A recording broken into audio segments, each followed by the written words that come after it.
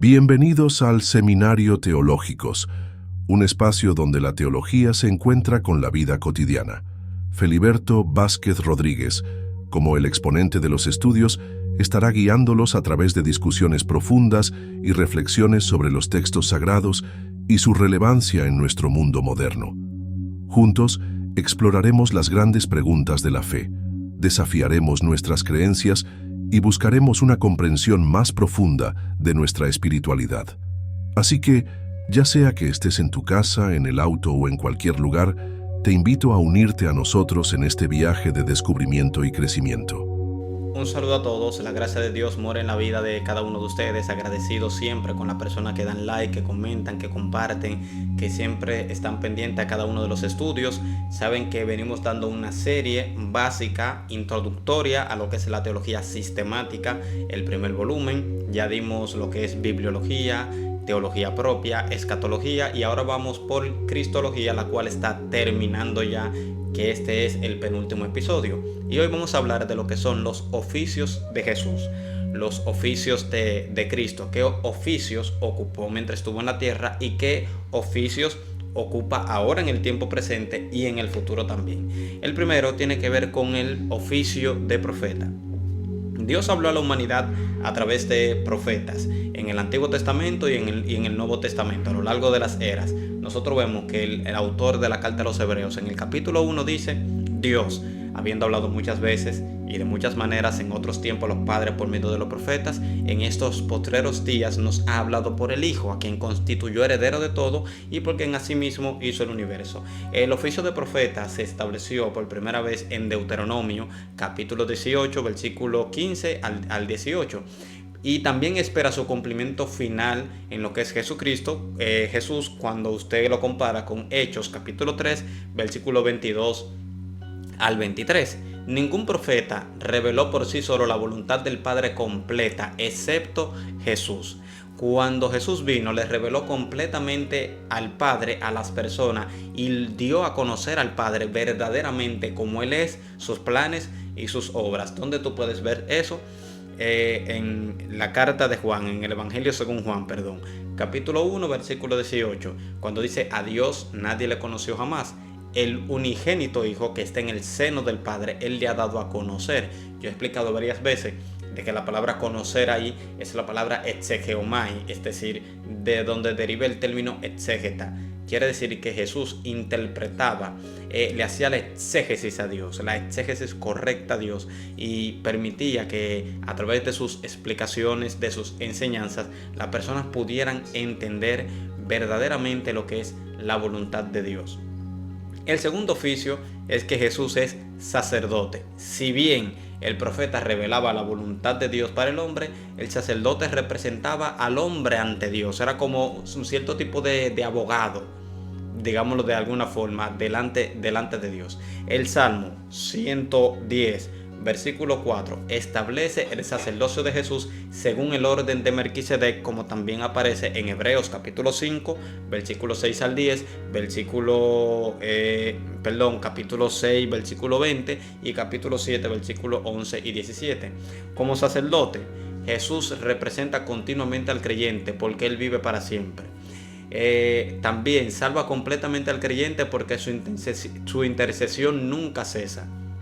No tiene pecados personales que impida su obra de sacerdocio y finalizó su sacerdocio ofreciendo un solo sacrificio. El tercer oficio que cumple Jesús es el de rey. Jesús es rey. En Génesis capítulo 49, versículo 10, se profetizó que el Mesías vendría de la tribu de Judá y sería rey también. En segundo libro de Samuel, capítulo 7, versículo 16, indicaba que el Mesías tendría una dinastía, un pueblo sobre el cual gobernaría y un trono eterno. En el Salmo, capítulo 2, versículo 6, Dios Padre anunció el reino de su Hijo y que lo establecería en Jerusalén. El Salmo 110 indica que el Mesías subyugaría a sus enemigos y gobernaría sobre ellos. Vamos a ver algunas referencias sobre eso, que es bastante importante para que usted tenga contexto de lo que enseña las escrituras sobre esto. Vamos primero a buscar Isaías capítulo 9, versículos 6 y 7. Porque un niño nos es nacido, hijo nos es dado, y el principado sobre su hombro, y se llamará su nombre admirable, consejero, Dios fuerte, Padre eterno, príncipe de paz. Lo dilatado de su imperio y la paz no tendrán límite sobre el trono de David y sobre su reino, disponiéndolo y confirmándolo en juicio y en justicia desde ahora y para siempre. El celo de Jehová de los ejércitos hará esto. Entonces aquí vemos una referencia de que habla sobre su reinado. La segunda referencia la podemos encontrar en el libro de Daniel, capítulo 7, versículos 13 al 14. Daniel 7, versículo 13 al 14. Miraba yo en la visión de la noche, y he aquí con las nubes del cielo venía uno como un hijo de hombre, que vino hasta el anciano de días, y le hicieron acercarse delante de él. Y le fue dado dominio, gloria y reino, para que todos los pueblos, naciones y lenguas le sirvieran. Su dominio es dominio eterno que nunca pasará, y su reino uno que no será destruido. Entonces aquí nosotros vemos un reino que es eterno, que no va a ser destruido, que no va a ser sustituido por otro. Recordemos que en la antigüedad un imperio, un reino terminaba ¿cuándo? Bueno, cuando una persona, ya sea cercano al rey, de su propio cuartel general, digamos, de alguna forma, lo traicionaba, lo ejecutaba también al descendiente más cercano, y entonces ellos establecían una dinastía nueva. O también como, cuando un imperio de otro lado invadía, le ganaba la guerra e invadía esa tierra, se establecía un nuevo reinado. Eso incluso ustedes lo pueden ver en Daniel capítulo 11 en adelante, que nosotros vamos viendo las sucesiones, la sucesión de reyes que hay y de gobernadores, que termina, creo, en Antíoco Epífanes y luego en el anticristo. Pero también nosotros lo vemos en Miqueas capítulo 5 versículo 2.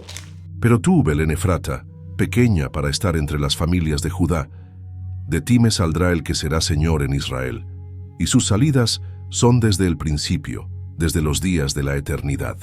Entonces aquí nosotros vemos otra referencia de que ciertamente el reino de Jesús va a ser eterno, totalmente, desde los días de la eternidad, es decir, una cantidad innumerable de días, una cantidad infinita de días. Él permanecerá para siempre de manera inconmovible, sin sucesión de reyes. También vemos otra referencia en lo que es Zacarías capítulo 9 versículo 9, Mateo 22 41 al 46, Mateo 25 31, Lucas capítulo 1 versículo 31 al 33, Apocalipsis capítulo 1 versículo 5, Apocalipsis capítulo 19 versículo 16 también. O sea, hay un sinnúmero de referencias. Es incuestionable que el Nuevo Testamento ve a Jesús como el Mesías, sacerdote y rey que gobernará para siempre.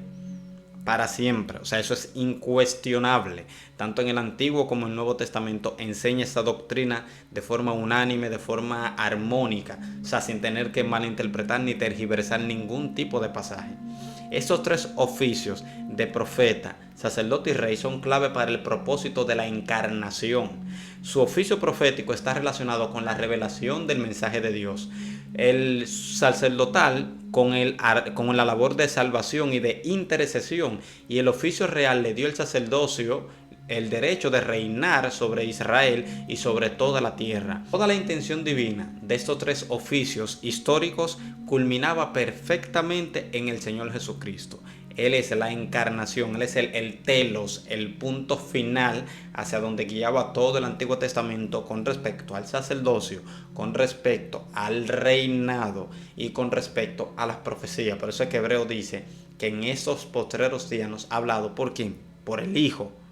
O sea, el discurso final de Dios, la expresión final de Dios para su voluntad, que era su Hijo. Entonces, estos son los tres oficios proféticos que cumplió Jesús, aquí en la tierra, y que culminará en su segunda venida cuando establezca el reino milenario.